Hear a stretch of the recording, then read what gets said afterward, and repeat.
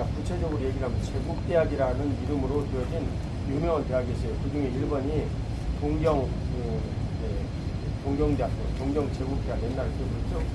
그 서울대학교 전신이 서울에서 뭐라고 부르냐면 경성제국대학교 이렇게 이름이 불렸고 그 다음에 역시로 서울대학교라는 이름을 시작하고 근데 여기 교토대가 동경대 바로 다음으로 이름되어진 교토대 그 다음에 비슷한 이름의 인자고시 오사카대, 규슈대, 또 고호쿠대, 홋카이도대 이런 데인데 큰 유명한 대학 이름을 봤더니 그 제국대학 내부에서도 그 다음 레벨이라고 그러더라고요. 그러니까 최고로 유명한 데가 동경대, 교토대, 오사카대, 규슈대 이렇게 하나가 돼 있거든요. 동경대, 교토대, 토호쿠대, 홋카이도대, 오사카대. 홋카이도대, 오사카대, 네. 규슈대는 빠진 거예요? 규슈대는 실은데 안 들어가. 시바대도 안 들어가. 규슈대가 좀 네? 규슈대 그거였어요. 네. 시바대는 얘기를 들은 적이 없는데 시바대도 국립대인데, 그러니까 규슈대, 시바대 예를 들면 그런 히로시마대는 그 지역에서는 엄청 유명한데 이 도쿄대, 교토대하고는 비교할 수가 없어요. 자, 그 다음에 여기 줄기세포 연구소 어떤 곳인지 잠깐 한 사람 소개 좀 하겠어요? 네, 교토대학의 특징은 동경대는 이제 국가를 이끌어가는 지도자를 키운다. 그래서 이제 관료 교육에 중점을 두고 있습니다. 네, 그런 교토대학은 이제 자유로운 연구, 자유로운 학풍이 가장 기존에 깔려 있어서 여기서 이제 기초 학문, 이제 문학, 철학, 역사학, 그리고 이쪽에서는 이제 이공학 중에 이학 쪽, 화학, 수학, 물리학, 그리고 이 생물학이나 또 기초학문이라고 뭐가 있죠? 예를 들면 기초학문이라고 물리, 화학, 수학, 생명과학, 지구과학 그런 연구들이 교토대는 매우 활발해요. 여기서 응용하는 것은 이제 동경대나 츠쿠바대나 이제 그쪽으로 이제 넘어가는 건데, 그래서 이 교토대 측에서는 이 기초과학, 기초학문을 토대로 여러 가지 일본 내에서도 그 학문적인 업적은 실은 동경대보다 위상이 훨씬 더 높고, 그리고 이런 결과들이 이제 수많은 노벨상 수상자로 연결되어 있습니다. 동경대에서는 예를 들면 정치인, 그리고 국가 관료, 그 다음에 이제 국가를 이끌어가는 리더들이 많이 나오는 반면에 여기서는 순수 과학자들이 이제 많이 졸업하고 이제 나오는 경향이고요. 그런 가운데 여기서 이제 그런 이제 100년, 200년 이상 꾸준히 200년 좀 과했네요. 120년 이상 꾸준히 연구가 지속되어 온 가운데 그런 데이터들이 일본의 특유의 도제제라고 말하는 이제 사제 지간 가운데 이어지고 물려져서 여러 가지 결과물이 하나 나오고 있습니다. 2012년에 이제 교토대 출신의 교토대 교수 야마나카 신야 교수라는 분이 이 줄기세포 연구 가운데 실용화에 성공을 해서 이 줄기세포 연구센터였는데, 여기가 교토대 안에 줄기세포 연구센터였는데 나라의 지원을 대폭 받아 지금은 재단이 건설되어 1,000억 원 단위의 줄기세포 재단이 설립이 되고, 지금은 이제 일본 교토대학 줄기세포 연구소로 이제 승격이 되었습니다. 그래서 여기가 명실상부 일본 줄기세포 연구의 총본산이고요. 지금도 여기서 이제 줄기세포에 관한 대부분의 연구가 200인의 연구원들과 함께 이루어지고 있다고 합니다. 네, 감사드립니다. 고맙습니다. 그 다음에 줄기세포에 관한 내용을 여기 우리 이주상 장로님이 설명해 주시겠습니다. 네, 여러분 우리가 좋은 나무 교회에서 왔죠. 나무는 뿌리가 있고 줄기가 있고 가지가 있고 잎이 있습니다. 그래서 이 줄기가 튼튼하게 써야지 그 가지와 잎이 튼튼하게 설 수 있고, 줄기로부터 가지와 잎이 나온다고 할 수 있죠. 이 줄기 세포에서 줄기는 줄기, 나무의 줄기를 뜻합니다. 그래서 줄기가 튼튼히 섰을 때 다른 우리의 모든 다른 세포들이 그 줄기 세포로부터 형성이 되는 거죠. 그래서 우리 인체는 보면 엄마와 아빠가 만나서 수정란이 최초로 이루어지고, 정자와 난자가 수정란이 최초로 이루어지고, 그 하나의 세포로부터 세포가 점점점 나누어져서 배아라는 것을 형성을 합니다. 이 배아로부터 우리 몸의 모든 다른 세포들이 생기는 거예요. 피부 세포, 위, 다리 모든 것들이 다 이 배아로부터 형성이 됩니다. 그래서 이 배아의 세포는 우리 몸의 모든 세포들을 다 만들 수 있는 그런 잠재력을 가지고 있습니다. 이것이 바로 줄기세포여서 그 줄기세포가 있으면 다른 모든 세포들을 다 만들어낼 수 있는 그런 능력을 가지고 있고, 이 줄기세포는 정체되어 있는 것이 아니라 전체가 성장해 나가는 그런 두 가지 성격을 가지고 있습니다. 모든 세포로 다 성장해 나갈 수 있다 하는 그런 특성을 가지고 있는 것이 줄기세포입니다. 그럼 우리 줄기세포를 성경에서 바라보면요, 우리가 한 뿌리인 아담으로부터 우리 모든 인류가 이렇게 나타나게 되었죠. 그래서 이 모든 사람을 대표하는 것이 아담이라고 할 수 있습니다. 그래서 이 대표성의 법리를 보면 우리 몸에 있는 모든 세포들을 대표하는 것이 바로 줄기세포라고 할 수 있습니다. 그래서 대표성의 법리로 이 줄기세포를 우리가 이해할 수 있습니다. 그러면 이 사람들이 이 줄기세포는 두 가지 특성을 가지고 있다고 했죠. 계속해서 성장하며 그다음에 다른 모든 세포들로 분화될 수 있다고 했는데, 그러면 사람들이 이 줄기세포를 연구하는 이유가 무엇일까요? 이 줄기세포를 연구하면 어떤 도움을 우리가 받을 수 있을까요?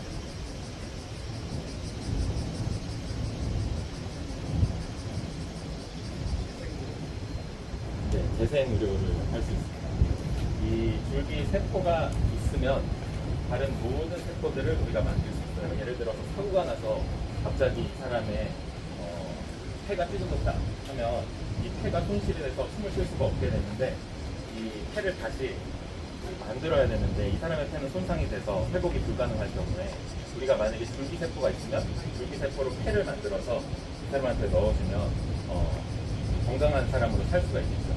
그래서 이제 갑작스러운 장기의 손실을 당한 사람에게 이 줄기세포를 이용해서 치료를 하는 것이 가능합니다. 또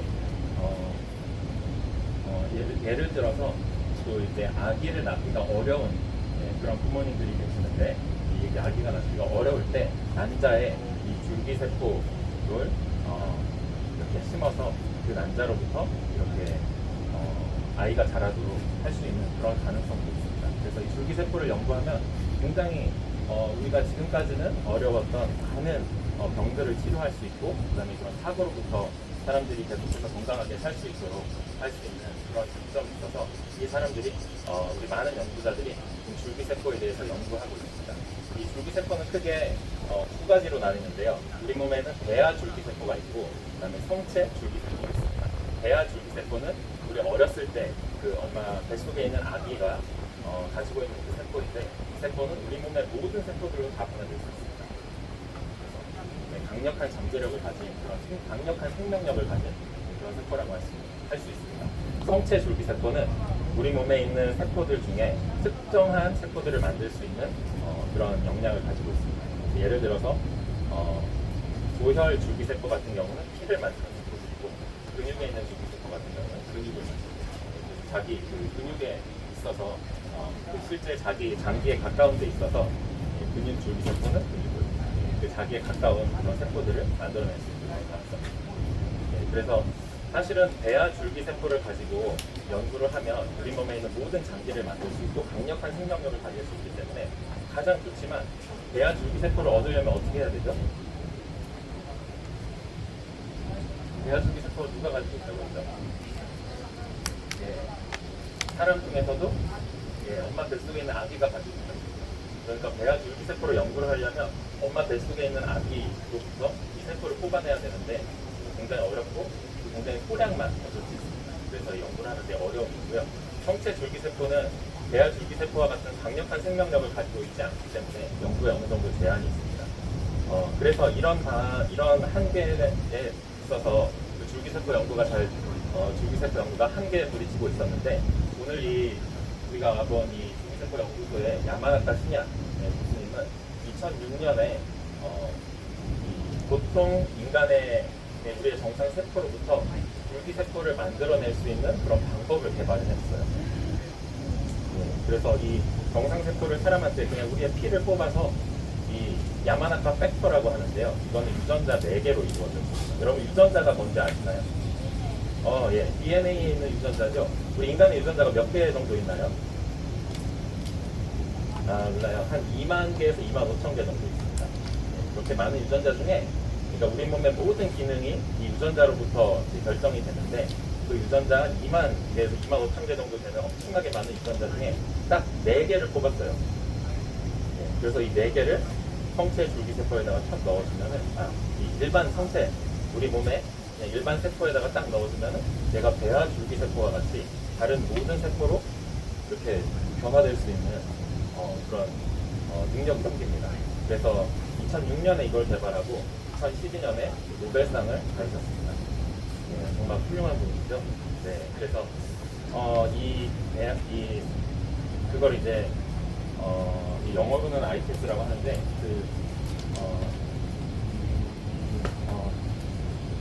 Induced Pluripotent Stem Cell인데 그러니까 이렇게 어떤 그 4개의 그 유전자를 통해서 야마나카 팩터를 통해서 일반 세포로부터 유도된 줄기세포다 그래서 유도 만능 줄기세포라고 부릅니다.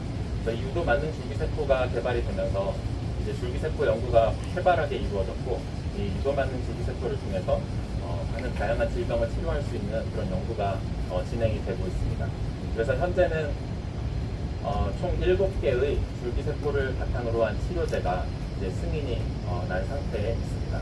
그래서 그 중에서 4개는 우리 한국에서 이제 개발을 해서 승인이 돼서 현재 치료에 실제 사용되고 있는데 아직까지 문제는 이 치료 효율이 그렇게 높지 않다는 그런 한계를 가지고 있습니다.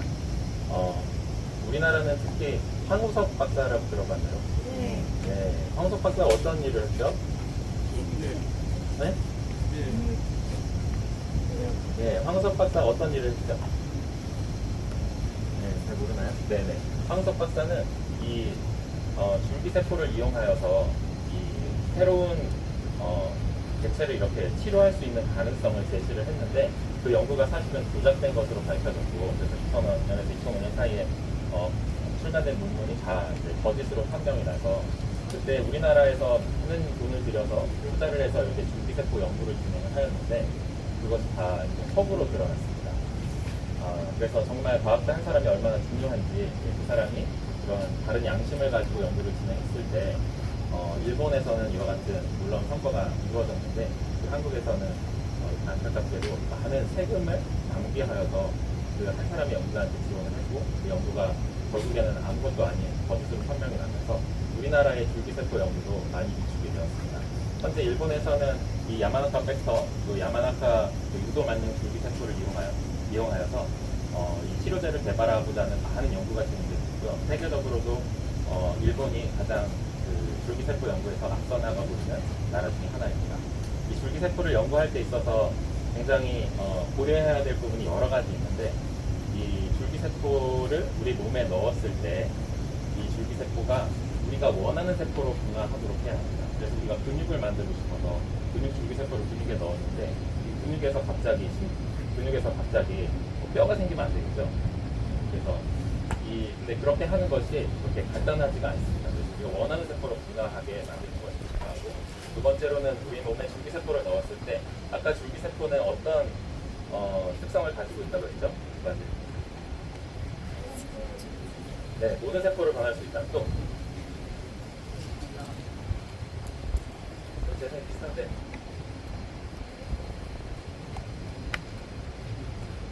한 가지 더. 한번 더. 네, 계속 성장한다. 네, 한 2가지 특징을 가지고 있죠. 그래서 우리 몸에 이렇게 통제가 되지 않고 계속 세포가 성장하는 걸 무슨 병이라고 하죠? 네, 암. 맞습니다. 네, 훌륭합니다. 네, 그래서 이 줄기세포를 우리 몸에 넣었을 때는 암이 발생할 수 있는 그런 아주 큰 부작용이 있습니다. 그래서 이 줄기세포 연구를 할 때는 암이 부작용이 생길 수 없도록 해야 하는데 이게 가장 어려운 문제 중에 하나입니다. 네, 그리고 세 번째로는 우리 몸의 면역 시스템이 다른 사람의 줄기세포를 우리 몸 안에 넣었을 때 그것을 인식하고 죽일 수가 있고 그것에 대한 대비하는 것이 필요합니다. 그래서 줄기세포 연구를 할 때는 암에 걸리지 않도록 이게 줄기세포가 암으로 발전하지 않도록 하는 것이 중요하고 그다음에 암으로 변하지 않도록 하는 것이 중요하다는 것을 말씀드립니다. 여기까지 줄기세포 연구에 대해서 말씀을 드렸는데 혹시 질문 있으십니까? 네. 그 한국석 박사 사건 이후로 네. 우리나라에는 지금 현재 위축되었던 주기세포 연구가 어느 정도까지 되고 있는지. 예, 그 한참 동안 연구비가 지원이 안 되다가요. 예, 최근에 이제 다시 지원이 되기 시작했습니다. 그 부분에서는 그래도 우리나라에서도 재생의료에 대해서 많은 관심을 가지고 적극적으로 투자를 하고 있습니다. 네, 감사합니다. 생명윤리에 대해서 조금만 얘기를 좀. 아, 네. 이제 우리 그 이 줄기세포를 다룬다고 하는 것은 이제 하나님의 영역에 굉장히 가까이 가는 것입니다. 줄기세포는 그 생명력의 집합체라고 할 수 있고요. 그 가장 우리 몸의 근본적인 생명력을 이 줄기세포가 가지고 있다고 볼 수 있습니다. 그 줄기세포를 어떻게 조작하느냐에 따라서 우리 몸에 있는 모든 다른 것들이 다 변화될 수 있는 그런 가능성이 있습니다. 아까 제가 말씀드렸던 성경적으로 보면 이 줄기세포가 우리 몸에 있는 모든 세포의 대표성을 띠고 있다고 할 수 있죠. 그래서 이 연구자로서 이 줄기세포를 연구한다는 것은 굉장히 연구자로서는 굉장히 좋은 일입니다. 왜냐하면 뭔가 이 연구를 통하여서 굉장히 많은 사람들에게 고통을 겪고 있는 많은 사람들에게 도움을 줄 수 있기 때문이죠. 폐가 갑자기 손상이 되고 심장이 없어져서 이렇게 죽어가는 교통사고나 이런 사고를 통해서 죽어가야 하는 사람들에게 또 아이를 낳지 못해서 고통받고 있는 많은 가정들에게 이 줄기세포를 이용한 연구를 하면 도움을 줄 수 있다는 그런 굉장한 장점이 있습니다. 그러나 한편으로는 이 줄기세포에 우리가 어떤 조작을 가하고 이 줄기세포를 연구했을 때 그 하나님의 영역에 도전한다는 그런 문제가 있습니다. 생명을 건드려서 자칫 잘못하면 이 줄기세포가 우리가 원하지 않는 방향으로 움직여서 우리 몸에 우리가 생각하지도 못했던 부작용을 가져오고 내 생명을 잃어버리고 그렇게 되면 그 위험성을 가지고 있어서 이 두 가지 문제 사이에서 우리가 늘 균형을 잘 잡아야 한다고 생각합니다. 현재 이 줄기세포를 이용한 치료제는 미국 FDA에서는 한 건도 승인된 바가 없습니다. 미국에서는 아직까지 이 줄기세포를 에 대한 연구를 깊게 진행하는 것을 하나님에 대한 부정으로 생각하고 아직까지는 연구에 대한 치료제에 대한 승인을 하고 있지 않은 상태입니다. 그래서 우리는 크리스찬 과학자로서 또 크리스찬으로서 이와 같은 문제에 대해서 다른 기준을 가지고 이 사안을 바라볼 수 있어야 한다고 생각합니다. 수고하셨습니다. 얘기를 잘 들으셨어요? 가지고 설명을 너무나 정확하게 잘 해주셨네요. 그 요약을 좀 다시 해보면 줄기세포는 재생 치료를 위한 그런 것이다. 그런데 재생 치료를 위한 줄기세포가 우선 성체 줄기세포는 난자하고 정자가 결합을 해서 세포가 분열이 엄청난 속도로 막 일어나죠. 근데 세포 분열이 엄청나게 일어났다가 나중에 세포 분열이 점점 둔화되기 시작하면서 이제 그 사람이 되어지고 성체가 되어지고 그 다음에는 그 노쇠가 되어지고 이렇게 하면서 그 없어져요. 제가 주상 목사님한테 얘기 듣기로는 이 그 세포의 생명 주기가 텔로미어라는 것이 있는데 이게 점점 짧아져 가지고 이제 그런 거예요. 지금 에덴 동산에서 이 그 세포가 계속 그 건강하게 분열을 해가지고 자라는 텔로미어는 지금 있는 텔로미어하고 똑같을까 틀릴까? 틀리지. 그렇지. 틀려지게 되는 가장 큰 원인은 죄 때문에 틀려요. 죄 때문에. 그래죠. 그러니까 영적인 질서가 물리적인 이 육체에 영향을 미친다는 결정적인 증거가 죄 때문에 우리의 모든 신체 기능들이 영향을 받는다. 그래서 텔로미어도 역시 그 마찬가지다. 이해가 되어지죠? 좋은 쪽으로도 나쁜 쪽으로도 모두 영향을 받는데 그 일에 대해서 여기 계신 분은 목사님도 여기 와가지고 처음 배웠어요. 근데 이 신야 그 교수님은 그 중에 그 지금 성체 줄기 그 세포에 대해서 연구를 한 분인 거죠. 일반 세포에다가 4가지 이 독특이 돼서. 네네. 근데 성체 줄기세포가 아니고 그냥 성체 세포에 4가지를 넣으면 배아줄기세포 같은 성격을 띱니다. 아, 성격을. 지금 이 말 이해 가셨어요? 배아줄기세포하고 성체줄기세포는 틀려요. 이 배아줄기세포는 생명윤리에 어긋난 일이라서 기독교인들에게는 금기시되어지는 영역입니다.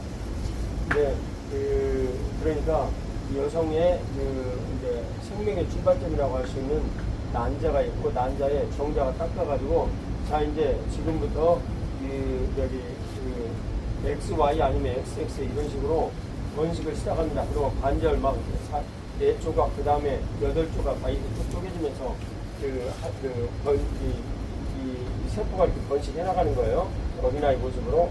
그런데 그 번식을 해 나가는 이런 특징을 갖는 것이 일반 세포에도 있게 해서 번식을 하게 한다. 그 내용이에요. 그러니까 일반 여러분들이 이 세포에 네 가지 요인, 그 네 가지 요인 모르겠어요. 나중에 그 주상, 집사님 장로님한테 물어보세요.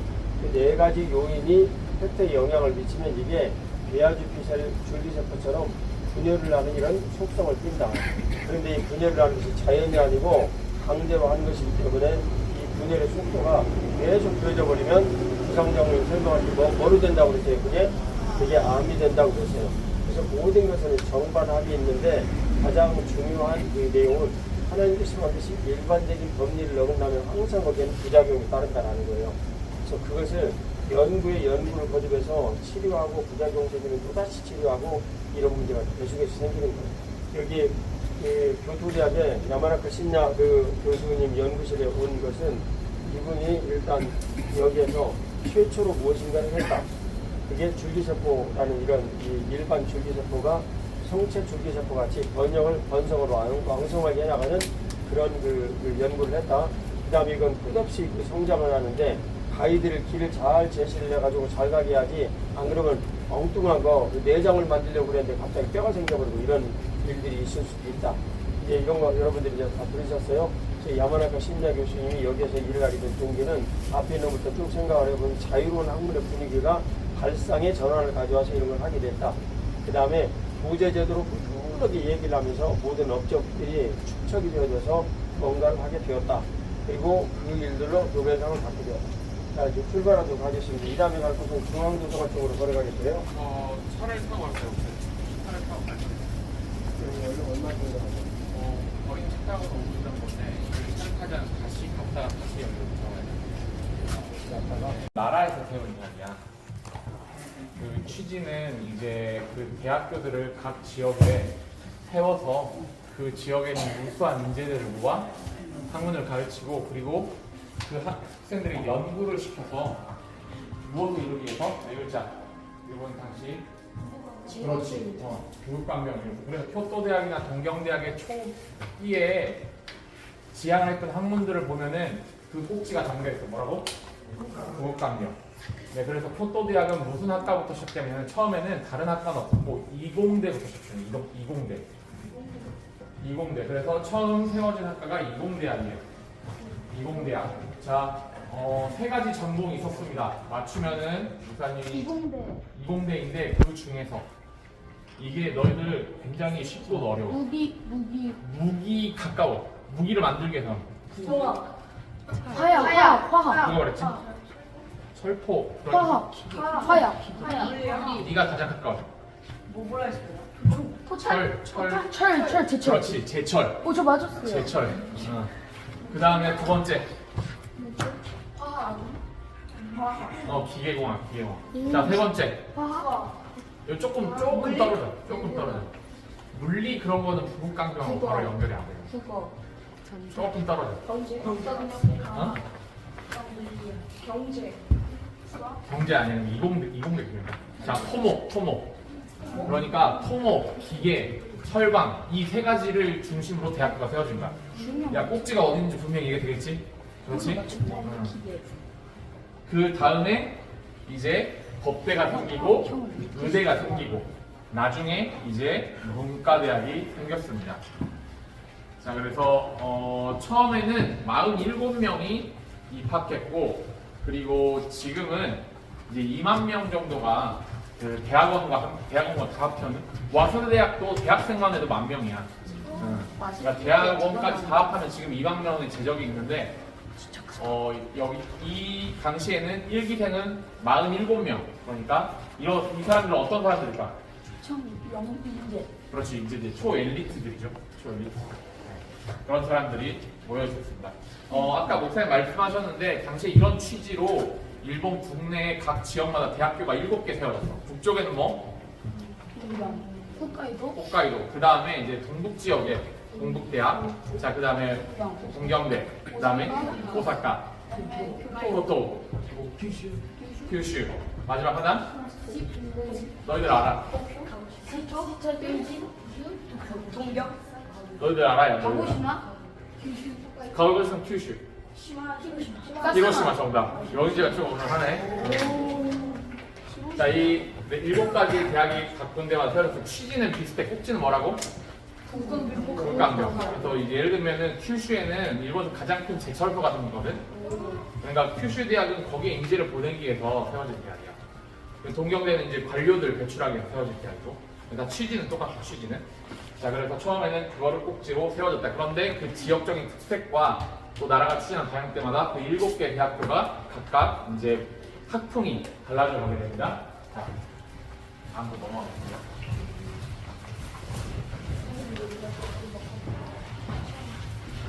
자, 그래서 교토대 같은 경우는 이제 동경대는 아무리 그래도 이제 그 동경 바로 거기에 있으니까 나라의 입김이 매우 강해요. 현재도 이제 그 일본 교육부가 그 지원하는 대학교마다의 지원금 중에 이게 얼마였더라?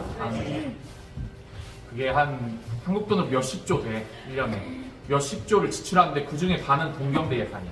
왜냐면 가장 가까우니까. 아니야, 그게 아니라 그렇지. 동경대 그걸 가장 밀어주기 위해서 그 반은 동경대 예산. 자, 25%는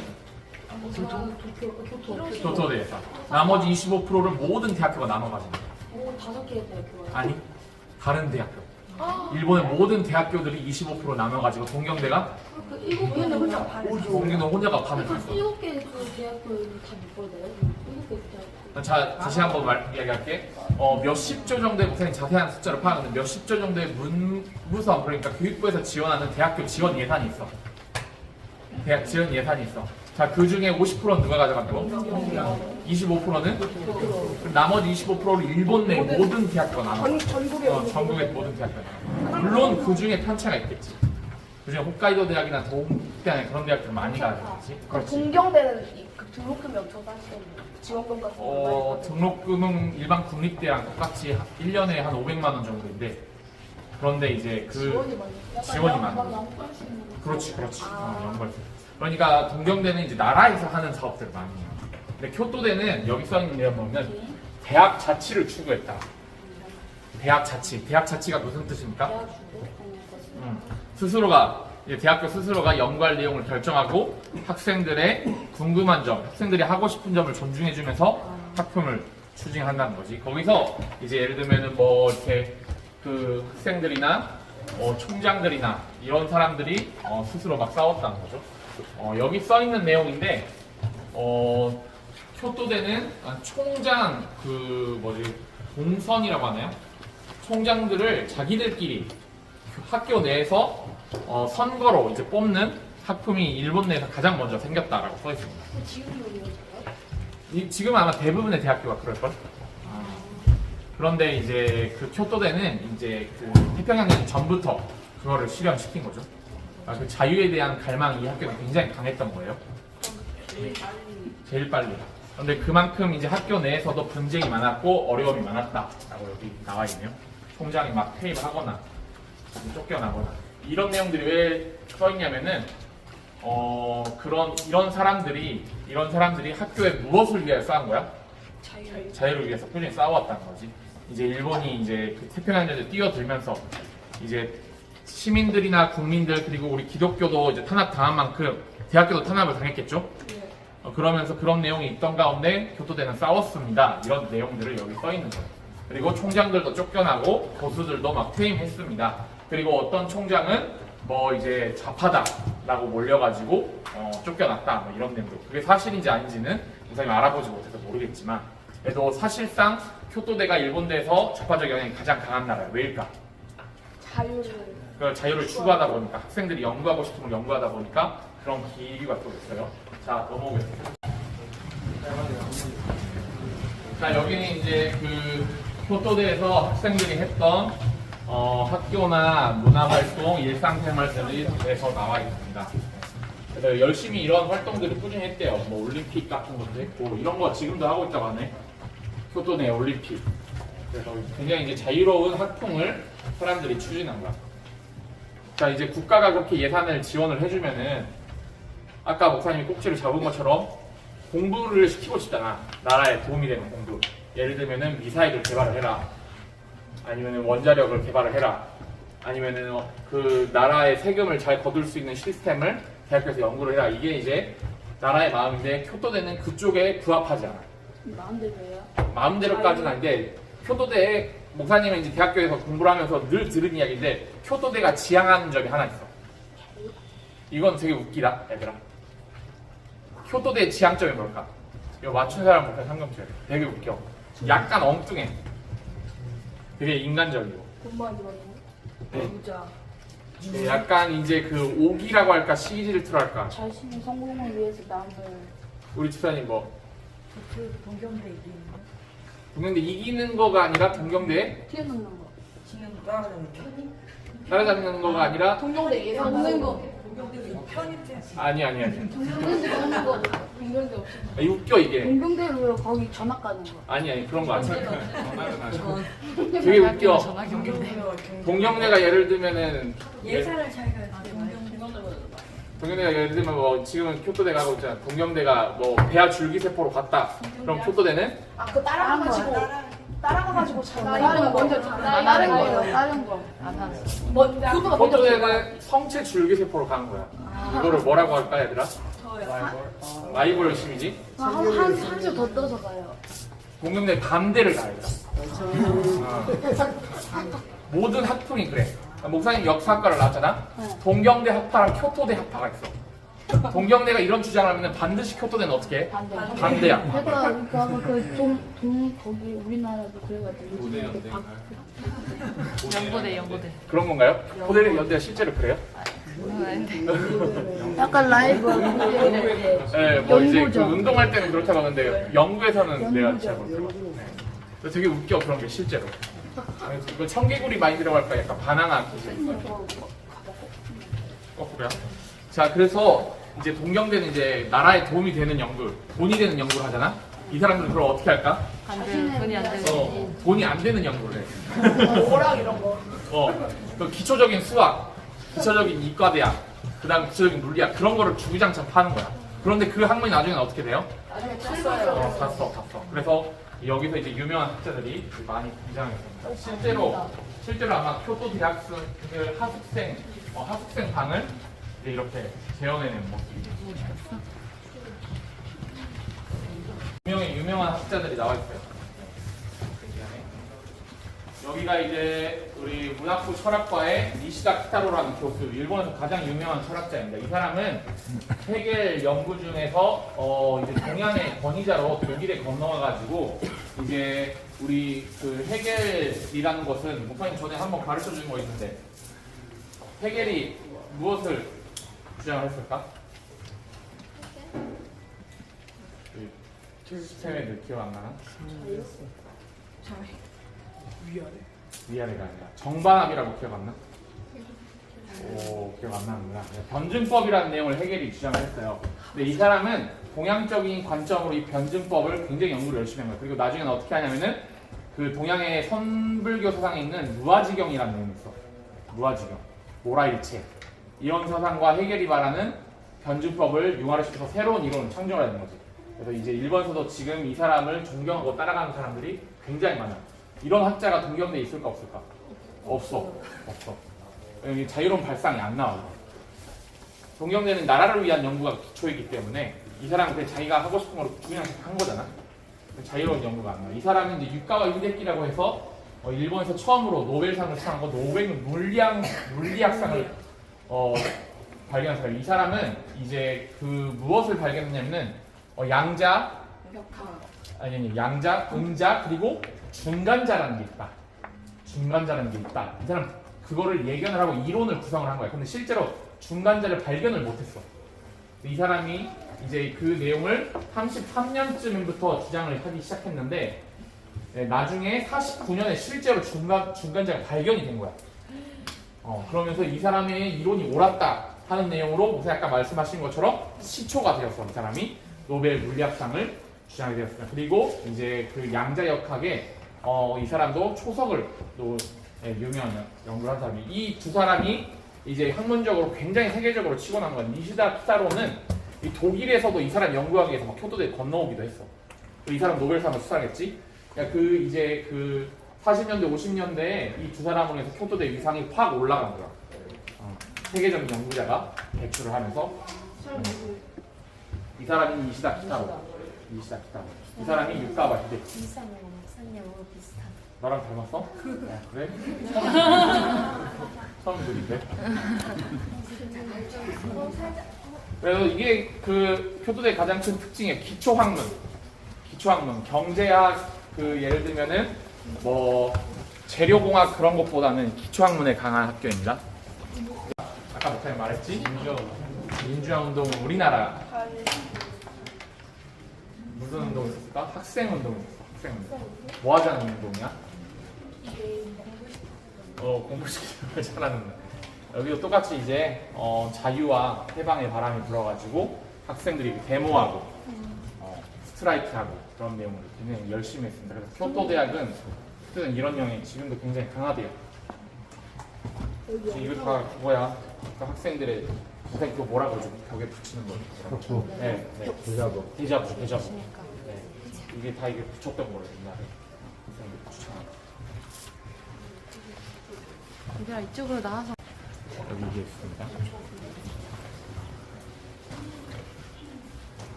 이것이 신수의 대표적인 양식이야.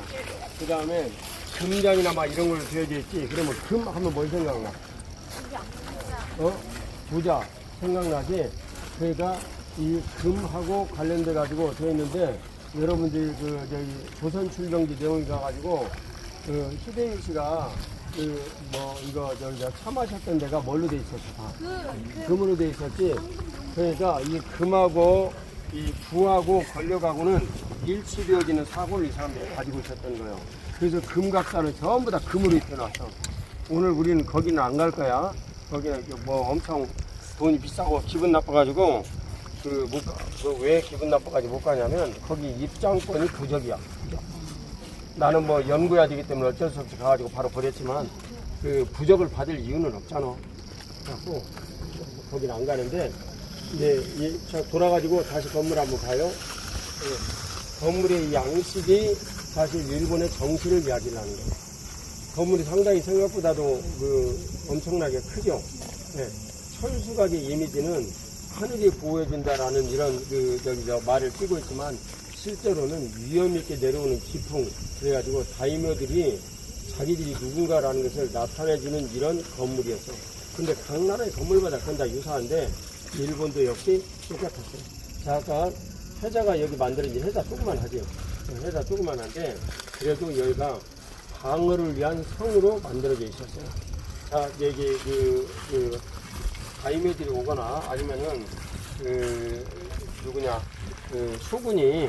쇼군이 에도마쿠의 대장은 도쿠가와 이에야스였지. 이 쇼군이 이렇게 딱 오면 그 사람들은 수행하고라는 군대가 대대적으로 따라온단 말이야. 근데 그 사람들이 여기 이제 수비를 하고 얘기를 하는 거예요. 그래서 늘 그 사람들은 암살이나 이런 걸 염두에 두고 그렇게 살았어요.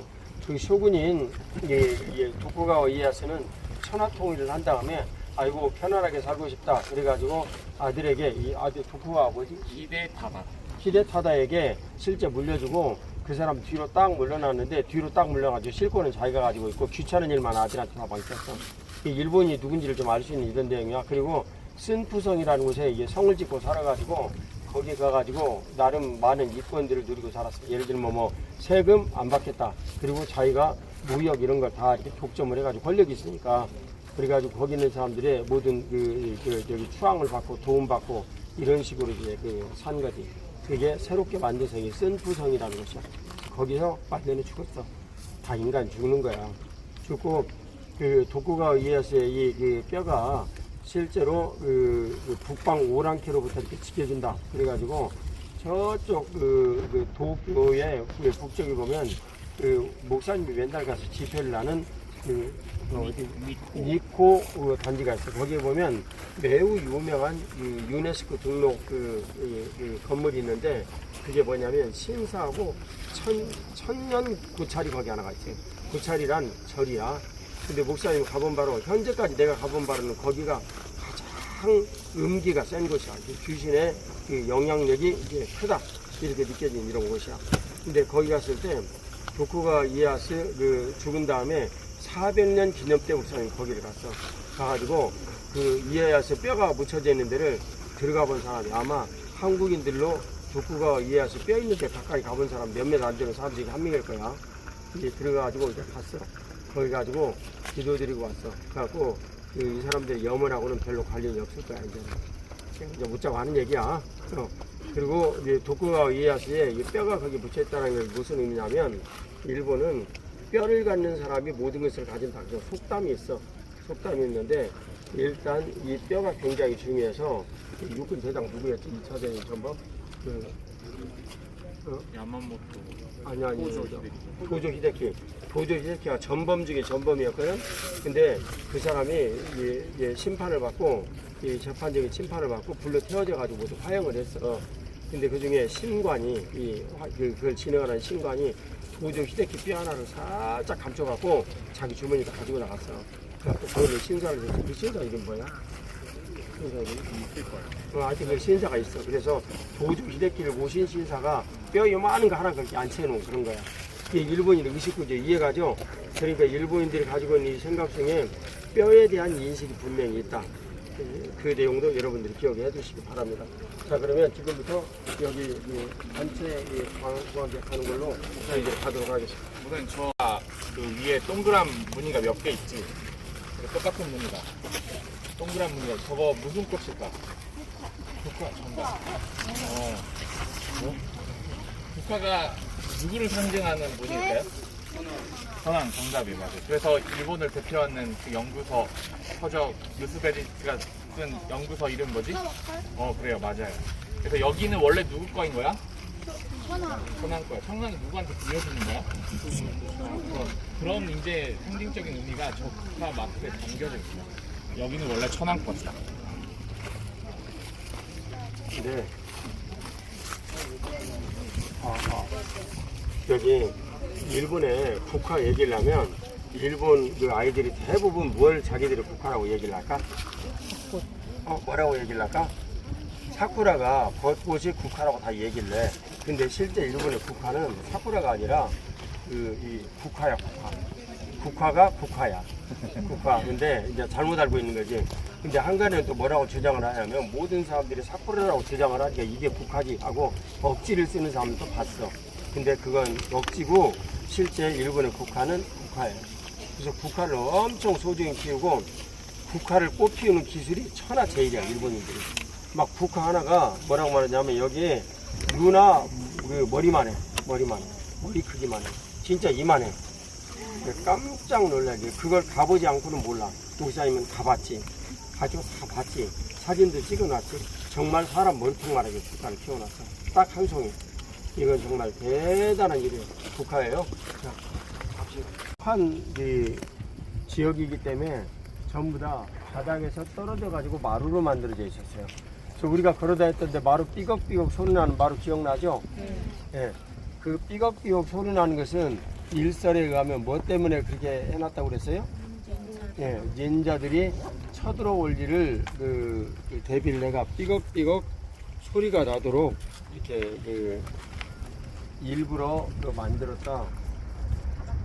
그렇게 만들었다라고 얘기를 해요. 자, 그대로 이쪽 돌아가지고 한번 쳐다보세요.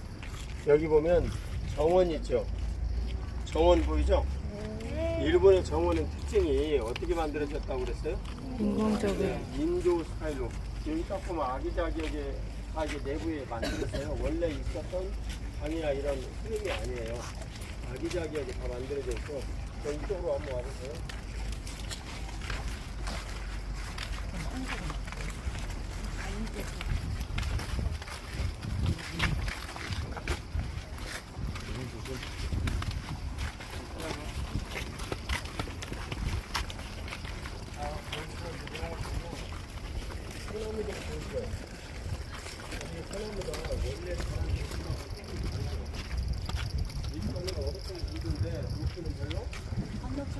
그렇게 돼 있어요? 예, 내부에 저 위에 보면 소나무가 우리는 지금 눈에 잘 안 보이지만 내부를 전부 다 이게 끊어줬어요. 그래가지고 자라지 못하도록. 그러니까 식물을 괴롭힌 거예요. 굉장히 괴롭게 해가지고 이걸 크지 못하게 만들었어요. 이것을 분재라고 얘기를 하는데 이 분사이 이렇게 발음 일본어로 본사이 이렇게 발음하는데 이 그 본사이를 하는 사람들이 주장을 하는 이 내용은 뭐냐면 힘들고 어려운 가운데도 인동초처럼 꿋꿋하게 잘 자라났다라는 것을 상징을 한다라는 내용으로 변명을 해요. 근데 그 우리나라에서 이야기를 하는 그 식물에 대한 개념은 매우 자연 친화적이에요. 그래서 정원도 있는 그대로 자연 속으로 길을 내 가지고 그 속에서 걸어다니는 것이 한국의 정원이에요. 가능한 한 만지지 않아요. 자연 속으로 들어가는 거죠. 보다 성경적이다 그러면 한국의 정원이 성경적인 내용으로 맞겠어요. 그래서 여기엔 이제 본사이처럼 못 가꾸고 만들어진 이런 정원인데 실제 정원에 보면 반드시 이 연못이 있어요. 연못이 있는데 내가 학신 목사님한테 들어보니까 손님이 오면 이 정원을 한번 보시겠습니까? 라고 그 누안스 가든 이렇게 얘기를 하면 그것이 굉장히 그 오소리티를 이렇게 리스펙트 해주는 존경을 해주는 그런 그 사람이었던 거예요. 그러니까 그런 말을 듣는 사람은 아 내가 여기서 존중을 받는구나 하고 굉장한 이런 자긍심을 가졌다라고 말을 해요. 그걸 다니면서 하나하나 소개를 하는 거죠. 근데 이 일본의 정원의 양식에서 굉장히 독특한 것은 항상 다리가 있다는 거예요. 다리가 연못에 요전에 그 시마지 나리아키라 그 가문에 연못에 갔을 때도 거기 뭐가 있었어요? 다리가 있었어요. 저기에도 다리 있죠? 돌로 이렇게 만들어진 다리가 있어요. 또 유명한 정원이 몇몇 군데 있는데 나고야에 가면 도쿠가와 이에야스 정원이 있어요. 이 덕천가강이 나고야 출신이에요. 또 오다 노부나가도 나고야 출신이에요. 또 당연히 누구도 그러겠어요. 토요토미 히데요시도 나고야 출신이에요. 그래서 나고야 사람들이 엄청나게 자부심이 많아요. 3년거리 우리고장에서 나왔다. 그래가지고 굉장히 자부심이 세요. 또 자부심이 센 곳은 어디가 있겠어요? 당연히 아주 교토지 여기 천황이 여기 내내 여기 머물렀는데 그래가지고 천황을 내내 이렇게 여기에 꼼짝 못하고 있게 하려고 그랬는데 사실 정치를 한 사람들 입장에서는 에도 막부가 있었던 동경에 천황이 와야 된단 말이에요. 근데 이제 천황을 못 가게 이제 하는 거지. 그러니까 출장을 간다 이렇게 얘기를 해가지고 출장 가고 내내 지금도 출장 중이야 천황이 에도에서. 이해가죠? 이게 내용 방식이에요. 여러분 여기 화장실에 가면 소변기 고장 났잖아요. 그럼 우리나라에서는 그걸 뭐라고 써놔요? 고장 이렇게 써놓죠. 근데 여기서는 그렇게 안 써놔요. 뭐라고 써놔요? 예, 아니야. 수리 중 내지는 뭐 조정 중 되게 그렇게 생겼어요. 근데 몇 년 만에 목사님이 와서 보니까 여기도 고장 중 이런 말을 썼더라고. 그러니까 지금 고장 중인데 고칠 거다라는 매우 나름의 긍정적 메시지를 가지고 있는 거예요. 이게 일본인들의 특징이에요. 그래서 한국에 침략을 했는데 이번에 와서 보니까 조선 출병지 이 내용을 거기서 가서 보니까 매우 사실적으로 적었어요. 정말 조선 민중들을 괴롭혔다. 엄청난 피해를 입혔다. 이런 내용들은 일본에서 흔치 않은 표현인데 거기에 그런 내용을 전부 다 적었어요. 적었고 그리고 침략을 했다라는 단어를 거기서 한자로 봤어요. 그런데 실제로 일본에서는 그런 말 잘 안 써요. 안 쓰고 뭐라고 얘기하냐면 진출했다. 대륙에 진출했다. 침략은 침략인데 진출했다라고 말을 하는 거예요. 그러니까 이게 워드 플레이인데 이 일본에서는 심각하거나 이렇게 느껴지는 이런 표현을 원래 일본 민족이 쓰지를 않아요. 우리 민족에서는 침략했다, 진출했다라는 내용은 굉장히 차이가 있다라는 이런 어감으로 이거 기분 나쁘게 받아들일 수 있어서 그건 그렇게 봐야 되겠는데 실제 일본인들의 삶의 내용을 보면 여기서도 그랬단 말이에요. 여기서도 이해가 가죠. 그러니까 2차 대전은 일본인들 입장에서는 침략 전쟁입니까? 구원 전쟁입니까? 그냥 거두절미하고 질문하면. 네? 구원 전쟁이에요. 구원 전쟁. 일본이 먼저 여기서 동북아에서 앞서가는 마경이니까 너희들 우리가 잘 해줄 테니까 좀 꼼짝 말고 잘 따라와 라고 얘기한 그런 구원 전쟁이에요. 그 막연한 의식 속에 그런 걸 가지고 얘기를 하는 게 말이 안 되는 얘기지만 그래서 그걸 다른 말로 워드플레이로 살짝 바꿨는데 일본이 너희들의 뭐다 같은 형제는 형제인데 최고로 그 맏형이다. 이제 이런 그 내용으로 이제 설명을 하는 거예요. 그게 일본적 관습에서 보면은 굉장히 그 가지는 뉘앙스가 커요. 그러니까 진출 똑같잖아요. 그 나라의 땅에 간 건 침략하고 진출하고는 내용이 다르거든요. 그래서 진출했다 이렇게 이제 표현을 합니다. 그런 그 내용 중에 이제 제가 질문 하나 하고 이제 떠나겠어요. 자, 어떤 나라의 의식을 깨닫기 위해서 그 백성이 누구인가라는 걸 깨닫기 위해서 우리들이 생각해야 될 첫 번째 요인이 있다면 뭘까요? 네. 누가 얘기했어요? 뭐라고? 네, 언어가 1번이에요. 언어가 1번. 우리나라는 존대 발전돼 있어요, 안 돼 있어요? 발전돼 있어요. 그게 그 부자 유친, 뭐 군신 유의, 군의 신강, 또 뭐지 또 하나가? 하여튼 뭐 이제 그런 그 내용들을 쫓아가지고 노인에 대한 곤경 이런 것들 가지고 공경을 발전돼 있어요. 근데 일본어는요, 저는 뭐 그거 몰라요. 근데 여기 보면은 오세수간 이런 식으로 돼 있죠. 그러면 그거 다 오자 붙인 게 그게 오나고로 발음하는데 그게 전부 다 존칭어를 존칭을 한다는 의미예요. 그래서 일본의 존칭어는 우리나라 존칭어처럼 굉장히 어려워요. 우리나라 겸양어도 어렵단 말이에요. 겸양 예를 들면 어서 오세요 이런 말하고 어서 오십시오 라는 이 말하고는 뉘앙스의 톤이 틀리잖아요.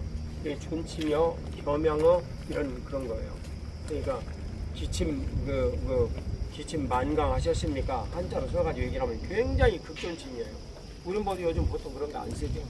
그래서 언어를 보면 그 나라의 문화 양식을 알 수가 있는데 일본의 언어를 보면 문화 양식의 내용이 잘 들어. 일본의 햇볕 가운데서 얘기하는 거야. 목사님 그늘 있는 거 다 알고 있어. 잘 들으라고. 그리고 이쪽으로 좀 오세요. 거기 이 사람들 오가는 거니까. 언어 양식에서 일본을 알기 위한 가장 좋은 단어가 있어요. 여러분들 잘 알고 있어요. 무슨 말일까? 와. 예, 그것도 굉장히 중요한 내용이죠. 하지만 와를 우리가 자주 쓰진 않아. 예. 춤춰. 누가 스미마센 얘기했어요? 네, 상금이 있겠습니다. 100엔씩. 스미마센.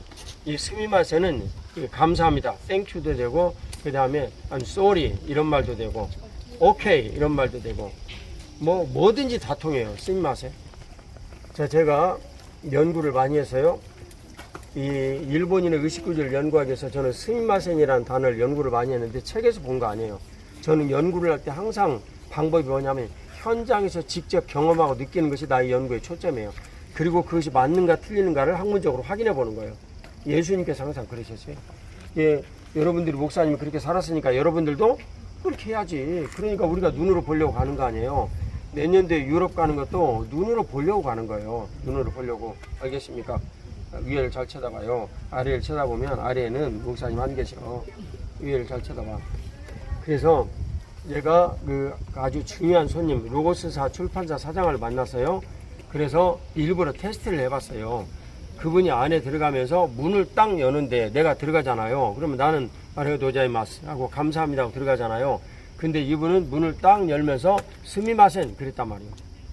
그렇게 내가 헷갈린 거예요. 설명해봐. 왜 그랬는지. 스미마센 목사님 먼저 들어가셨어요? 아니 그분이 먼저 문을 딱 열면서 스미마센 했다니까. 실례하겠습니다. 실례하겠습니다. 그러면 문을 당신이 열 수도 있는데 내가 대신 열어줘서 실례하겠습니다. 그런 말인가? 그분이 문을 열었어요? 그분이 문을 열어주고 스미마센 그랬다고. 그러면 자기가 먼저 들어가서 스미마센이라는 말도 있고요. 근데 열어주고 옆에서 기다리고 있었는데 먼저 들어갔다면 내가 이해가 가. 스미마센이. 근데 딱 이렇게 열고 서 있었다고. 그리고 스미마센 그랬어 나한테.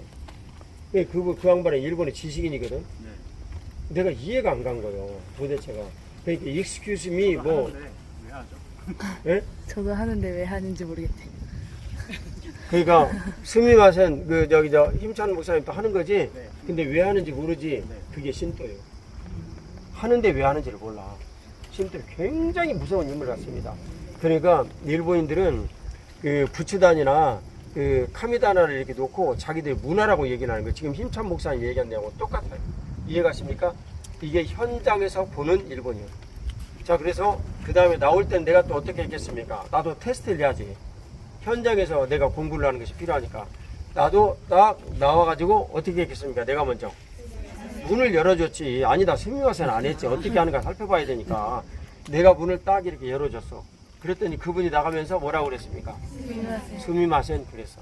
그건 아마 먼저 나가겠습니다 이런 말인 것 같기도 해. 열어주셔서 감사합니다를 스미마셍으로 표현하는 예, 거니까 감사합니다를 스미마센으로 표현하는. 저를 위해서 열어주셔서 대단히 죄송하네요. 그러니까 그 이걸 우리나라식으로 얘기를 하면 전라도 사투리에 무슨 말이 있냐면 거시기, 머시기 이런 말이 있어요. 그런데 이것은 상대방한테 뭐라고 얘기를 하면 내가 신뢰가 될 수도 있고 안 될 수도 있는 애매모호한 상황이 있을 때 야, 그 거시기 하잖아 얘기를 하면 서로 알아.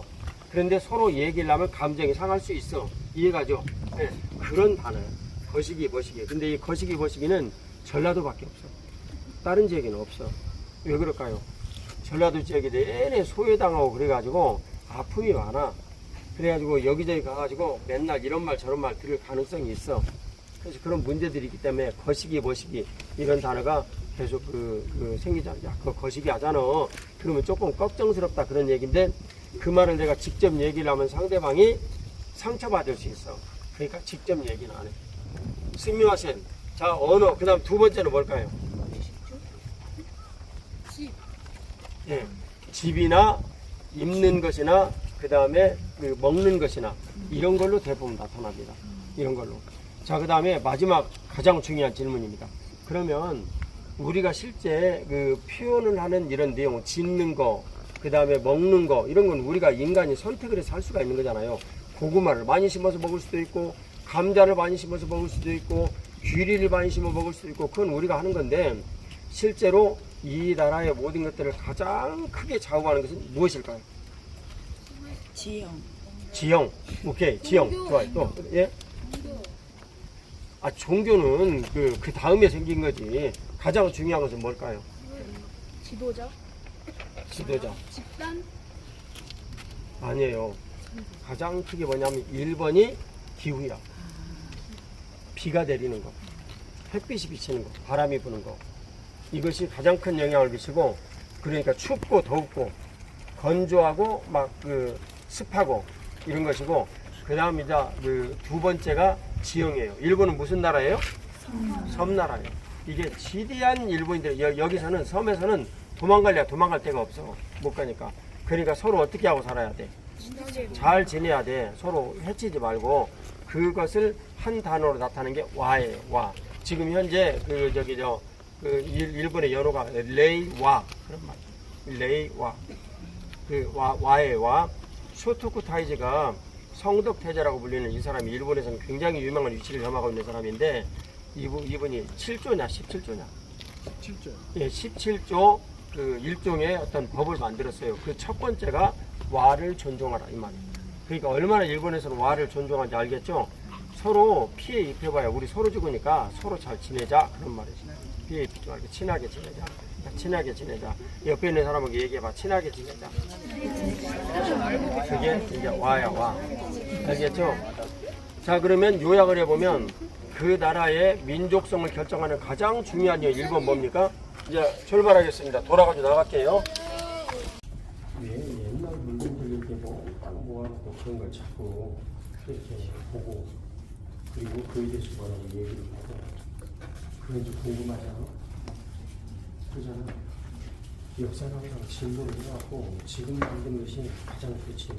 여기 있는 옛날의 등불, 옛날 옷까지, 그 다음에 그림 다 없애버리고 지금 너무 못 있는 붓으로 너무너무 못 있는 시력으로 그림 그려가지고 놓으면 되지. 굉장히 고물딱지들을 여기다가 놔두고 봐야 할 이유가 뭐가 있나. 그런 점을 알죠? 네. 각자는 보물 때문에 상당히 진리가 있는데 이 질문 여러 가지 해보려면 여기는 우선 먼저 얘기를 하자면 딱 이게 무조건 정답이다 하는 그런 건 없어. 각자가 느끼는 것이 정답이야. 각자가 느끼는 것이 알았지? 근데 그 내용은 앞서서 조금 고민하던 거다 요약을 하고 여러분들이 정리를 좀 도대체 박물관이 무엇일까? 박물관이 무엇일까? 이 박물관이 무엇인가에 대해서 가장 영화를 어떤 분 하나요? 만든 적이 있어. 그 내용이 뭐냐면 박물관이 깨어있 딴가 박물관이 살아있다. 살아있다. 아주 너무 기가 막힌 박물관이 무엇인가에 대해서 말하는 아주 최고의 문장이 있어. 박물관이 살아있다. 박물관은 왜 오냐면 현재로 살고 있는 데가 우리 조상이나 아니면 다른 사람들의 조상 아니면 우리가 알지 못한 어떤 미지의 사람들과 박물관 속에 가서 그들이 남길 이적을 보고 대화하는 거야. 대화. 사람마다 다르겠지만 목사님 박물관 무엇인가? 라고 물어보면 나는 과거와 대화를 하는 것이에요. 라는 대답을 했어. 과거와 대화. 컨버세이션을 했어. 과거와 대화하는. 오늘 여기에 대화가 많이 있어서 여러분들이 미리 이런 이야기를 하지 않고 박물관을 싹 보고 나와서 그 다음에 하는데 내가 만약 뭔가 인식에 대한 내용들 여러분들에게 전해드립니다. 이걸 인식이라고 표현했습니다. 인식. 내가 어떤 것을 딱 이렇게 인지라고 경험하는 거예요. 어제 우리가 배운 내용에 하면 뭐가 생기는 거야? 이 인지를 딱 하게 되면 우리에게 뭐가 생기는 거야? 뉴런이 있고 그 뉴런에 대한 조합 때문에 생기는 신냅스가 엄청나게 생기는 거야 이게. 그래서 신냅스가 똑똑한 사람, 공부를 하는 사람, 상식을 공부하는 사람 신냅스가 엄청나게 생겨요. 그런데 쓸데없는 짓을 하는 사람은 쓸데없는 것만 계속 강화되고 나머지는 버려져. 게임만 계속 해. 그러면 게임 잘할 수 있는 것만 계속 개발이 되어지고 생각하고 뭔가 사실하는 것은 없어져. 그걸 전두엽이라고 그러지. 여기에 있는 뉴런과 신뢰성이 형편없이 약해져. 공부를 못하지. 그런 사람들은 자극을 계속 강하게 줘야 돼. 자극을 강하게 주면 그 강하게 준 자극이 이다빈 박사의 내용은 어떻게 된다고 쓰고 계세요? 어떻게 된다고 했어?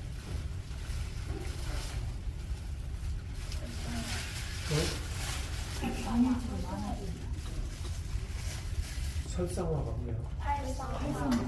활성화돼가지고 그걸 단어 2개로 뭐라고 얘기했는데 나도 기억이 안 나서 미안하대. 그게 영치를 이렇게 넘어서면 역시 어떤 넘어서야 될 일을 넘어서면 그 다음 뭐가 된다고 그랬는데 그 단어가 생각이 안 나. 뭐야? 그래가지고 하여튼 중요한 건 이게 강화되어가지고 그게 남아. 그러면 자극을 계속 주는 거. 게임할 때 여러분들이 자극을 계속 이렇게 하죠. 자극을 계속 하는 거면 자극이 계속 되어지는 것만 이게 활성화되어지고 그런 자극이 역치를 넘어서가지고 계속 강화되어가지고 오지 않는 한은 내가 조용히 사색하고 판단하고 이럴 때 이 자극을 넘어서버리는 이 자극이 계속 오면 그 자극이 계속 이어져야만 내가 좋은 계속 할 수 있지. 안 그러면 재미가 하나도 없이 하지를 못해. 그러니까 게임만 맨날 하고 공부를 하나도 안 했더니 공부를 하기 힘든 거야. 물론 게임 조금 하고 공부 계속하고 kin3도 공부하지. 그래서 그러는 거야. 자, 근데 박물관에 와가지고 과거에 만들어졌던 유물들을 보면서 곰곰이 생각을 해. 제가 첫 번째 질문 때 여러분들과 제가 첫 번째 봤던 내용들 중에 딱 들어가면 뭐가 있었어?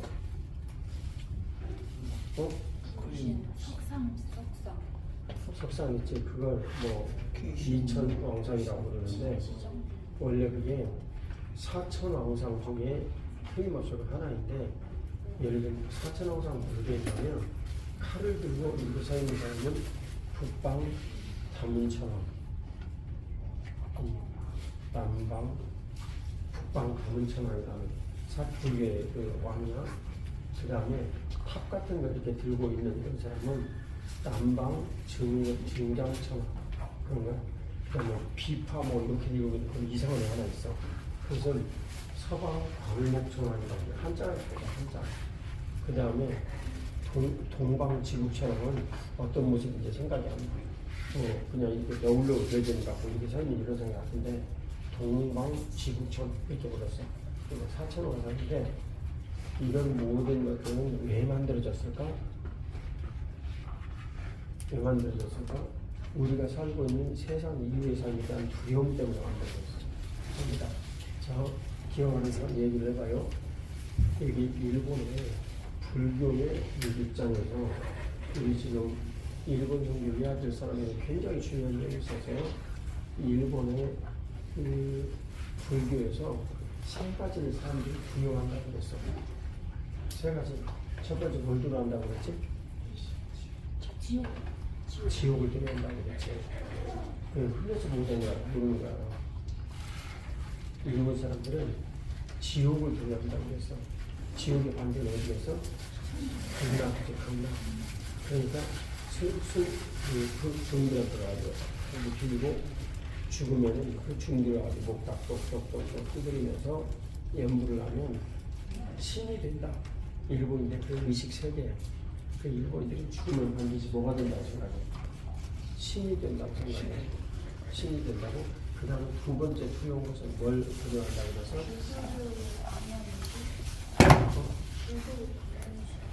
죄를 지은 사람을 벌하는 신. 그게 오니. 그 다음에 세 번째는 덴부라는 신. 덴부라는 이 신인데 이 덴부라는 신이 두 번째는 죄를 벌하는 그거 덴부라는 신. 불교에 해코지를 많이 하는 사람들을 공격을 해가지고 벌주는 신이 덴부라는 신이야. 이 세 가지가 두려운 신적 존재라고 그래. 세 번째는 해봐. 지옥. 두 번째는 오니. 세 번째는 그러니까 이 사람들 속에 지옥에 간다라는 인식은 아주 무서운 거야. 근데 지옥에 간다라는 이 인식이 굉장히 무서운데 그 반대는 극락이 되나? 그러니까 수행을 해야 돼. 근데 그 수행을 한다라는 이런 것이 나 자신을 계속 다스린다라는 거보다 그것이 일본인들이 대체로 보면 성실 그 수행을 하기 때문에 우리 기도변열에 나온 그 사람 누구지? 이시다 바이간. 이시다 바이간이라는 그 에도 시대지 이 철학자는 노동을 신성하다고 말했어. 실제로는 일할 수 있는 데가 없었어. 노동을 신성하다고 말을 했어. 그래서 뭐든지 노동을 할 수가 있으면 좋다. 누군가를 위해서 뭔가를 만들으려고 노동을 인도하고 내가 돈을 못 벌고 그것은 신선하다.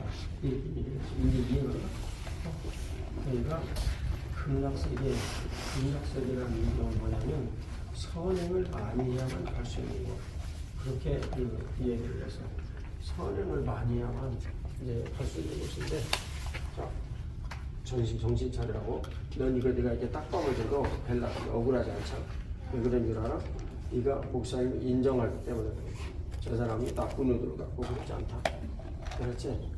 그게 하나님의 선하심이고, 그러면 하나님 앞에서 주일날 교회 나와라. 여기 아이들 교육시키는데 휴가 내가지고 따라와라. 이현민 일사님처럼 운전해주고 가라. 장로님처럼 와라. 어제 이 장로님은 어제 새벽에 4시까지 일했어. 이게 50명편이 안 될 때 따라와서 이럴 때는 따라온 거야. 이게 오늘 지금 운전하고 계시지? 근데 그런 걸 이제 일본인들 입장에서 보면 선행이라고 얘기해요. 선행이라고 얘기를 해. 근데 기독교 입장에서 보면 선행이라는 것이 우리를 구원할 수 있나요, 없나요? 없어요. 인간은 죄를 지은 근본이 죄의 태생이라 아무리 애를 쓰고 들어간다 한들 내가 죄에 대한 대가를 선행으로 갚을 수가 없어. 왜냐하면 선행의 기준이라는 것은 인간과 인간 사이의 귀하기 때문에 그래요. 그런데 우리를 구원할 수 있는 것은 누구와의 귀하기에서만 구원받을 수 있어? 우리와 하나님과의 관계에서만 귀하게, 그 귀하기에서만 구원받을 수 있어. 그래서 하나님과 우리의 귀하게 대한 이 문제를 해결하시려고 예수님께서 오셔서 우리를 하나님과 우리 사이에서 우리가 죄를 짓고 귀함을 얻겠는데 그걸 해결하시도록 인도하신다.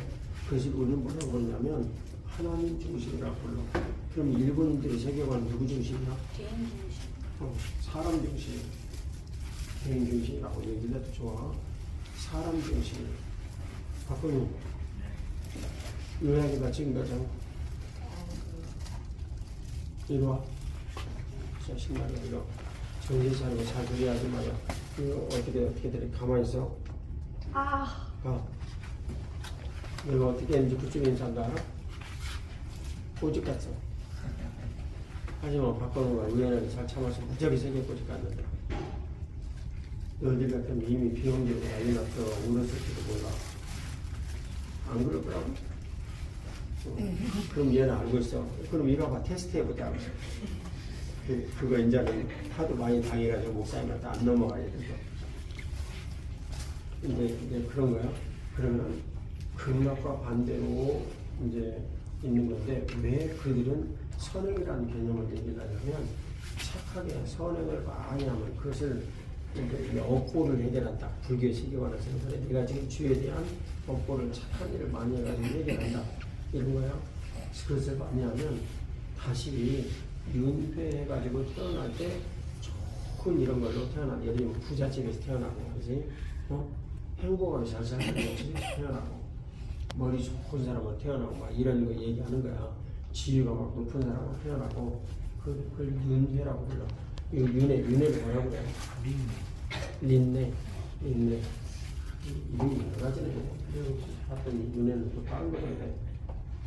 다른 이름 있던데. 윤회는 린네. 자, 그런 거야. 그래서 선행이라는 기본적인 이런 태도가 있는데 겉으로 선행을 모두 해야 된다는 것은 모두 습관적으로 이어졌는데 실제로는 내가 선행을 하는 것이 우리 하나님을 떠난 인간은 근본적으로 죄를 가까이 하는 것이 익숙해. 선행을 하는 데 익숙해. 죄를 가까이 하는 데 익숙해. 근데 겉으로는 선행을 해야 돼. 그러니까 속은 어떻게 되겠어? 점점 더 희한하고 이상해요. 그래서 표리부동해져. 한국이나 중국도 마찬가지인데 일본은 더 그래. 그래가지고 이 겉과 속이 점점 다르. 그래가지고 겉과 속이 다른 이런 이름이 나오는데 다테마이가 겉, 혼내는 속이야. 그래서 일본인 집에 가가지고 아리가토 고자의 말씀 우리 집에 한번 놀러 오시면 참 좋겠습니다.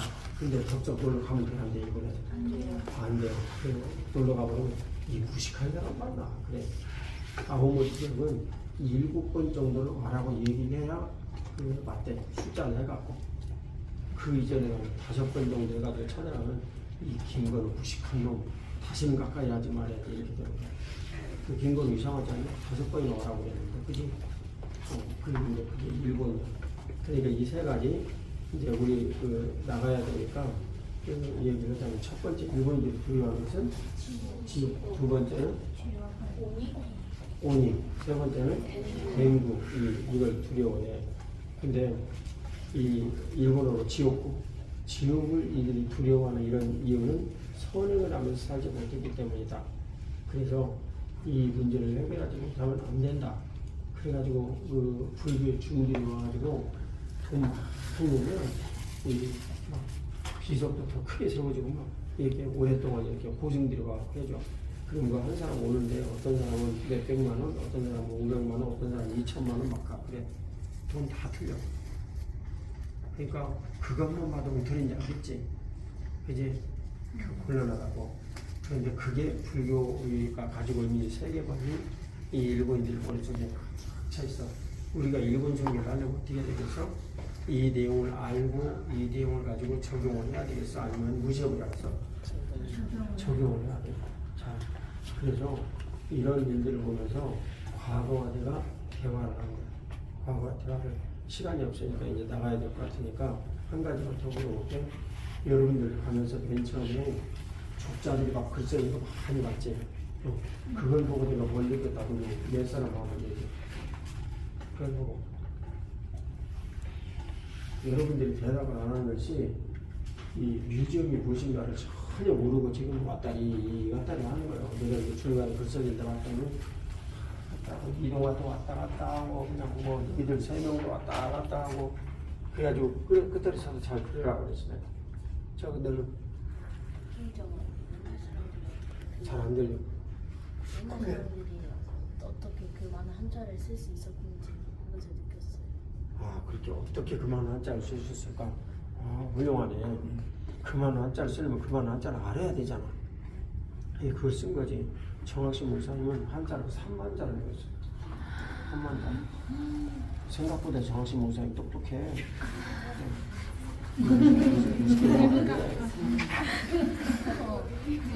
3만 자. 그렇지. 그래서 그거 알면 대단한 거야. 훌륭해. 그 다음 두 번째 설명만 대답을 드리겠습니다. 자, 송찬이 백엔. 그 다음 또 여인은 너는 돈에 감. 그러나 어쨌든 약속이 있으니까 대답이 쓸만하면 상금을 줄게. 그 글을 글씨를 보면서 한 사람 한 사람의 글씨와 각기 개성이 달려 개성이 달려있다. 100원, 그렇게 100엔. 얘네들을 정치가를 시키려고 그랬는데 아무리 생각해도 얘는 돈 버는 일 해야 될 것 같아. 하여튼 돈에 대해서 아주 강해. 그것도 근데 좋은 재능이야. 또 그 다음 갑자기 막 손을 많이 너? 저 아까 전에 그랬어? 네. 그럼 너는? 이제 여러 가지 글씨 써야 하는 것들이 있어요. 그 이제 사람마다 이제 글씨 쓰는 게 다르잖아요. 근데 그 내용을 이제 모르지만 약간 보면 자신들이 두려운 것에 대해서 약간 그쓴 거를 봤는데 거기서 글씨 느낌이 막 정착해가 아니라 그냥 약간 말레슨 같이 보여서 여러 사람들이 이걸 쓸 때도 약간 두려웠다는 것을 약간 느낄 수 있어요. 두려워가지고 막 빨리 써버렸어. 그것도 네 관점이야. 이게 절대 무시하면 안 돼. 그 흘려서 쓴 걸 초서라고 불러. 초서라고 불렸는데, 뭐, 그래, 그럴 수도 있겠지. 그럴 수도 있겠고. 또 그 다음 그 조문 시대 거 사람들이 그 창 같은 거 만들 때거 그 돌을 부숴가지고 아니야, 가만히 좀 있어. 얘는 지금 자기 의견을 얘기하는데 왜 자꾸 너희들이 뭐라고 그랬어? 그들을 말어. 자기 의견을 얘기하는 거 굉장히 중요한 거야. 얘기해. 조문시대 사람들이 그 조문시대 거 사람들이 그 창 있잖아요. 창 맨 끝에 거 그 돌로 만들어졌던 거를 그거 만들 때 돌은 딱딱하잖아요. 그러니까 어떻게 그렇게 만들었는지. 그렇지. 그건 돌과 돌을 갈아가지고 만들었는데 대부분 그 끝에 있는 돌은 활석이라고 하는 돌이야. 활석, 조금 가벼운 돌인데 그것은 이렇게 부드러운 연마가 이렇게 좀 가능해서 딱딱한 이런 화강암이나 이런 그런 돌이라고 하면 그 돌이 대부분 이게 뭉개져 갖고 날카로운 표현해. 그럼 그걸 가지고 온다. 화살촉을 쓰고 아주 굉장한 좋은 질문을 가졌네. 그 다음 너는? 저는 어떤 글씨 색깔이 막 다양하게 되는데 어떤 글씨는 막 빨간색으로 이렇게 해가지고 어떤 거는 크게 진한 글씨와 다 다른 색깔로 그렇구나. 그렇지. 자, 이 벼루가 이렇게 있으면 이큰 벼루는 먹물을 분별해 놓은 겁니다. 근데 큰 벼루는 이렇게 가는 것을 먹이라고 해요. 근데 먹을 가지고 벼루에다가 가라. 그러면은 이 먹하고 벼루가 서로 닿아가지고 아주 미세한 검은 분말들이 물 속에 이렇게 녹아나. 그러면 그것을 묻혀가지고 글씨를 쓰는 거야. 이해가지?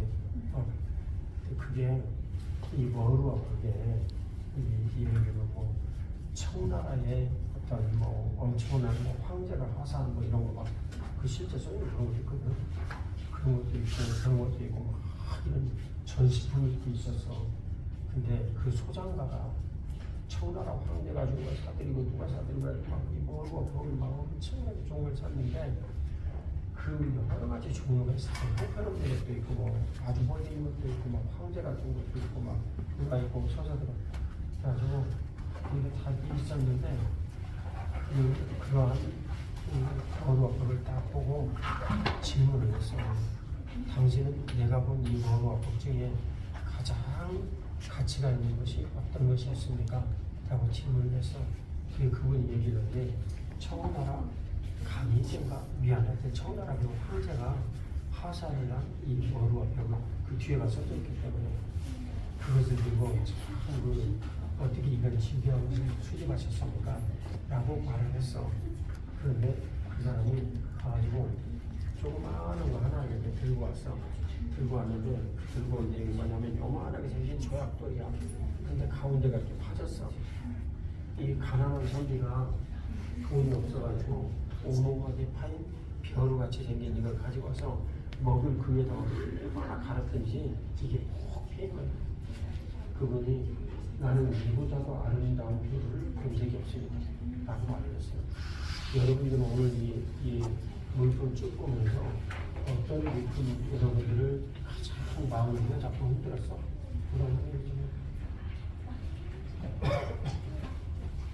그런 얘기야. 우리는 과거와 대화를 한 거야, 지금.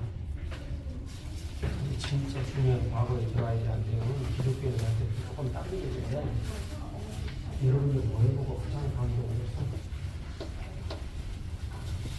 자, 솔직하게 말하면 생각 없이 그냥 막 왔다 갔다 했습니다. 혼자. 주로 아주 용감하네. 정말 얘 정직상 되게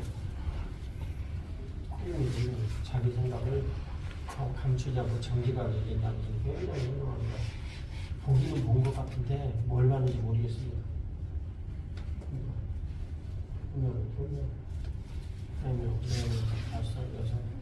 좋아. 자, 보고 목사님이 뭔가 시킬 것 같아갖고 보려고 노력을 했습니다. 좋아. 그다음 박물관에 내가 왜 왔는지는 모르지만 박물관에서 뭔가 한번 찾아볼까 하고 나름 열심히 봤습니다.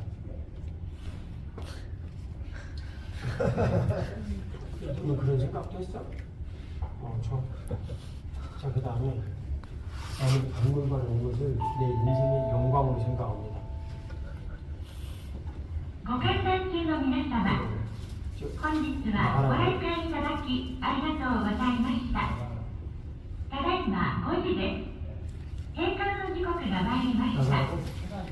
どうぞ玄関出口の方へお進みください。 좀 큰 소리로 皆様のまたのお越しをお待ちしております。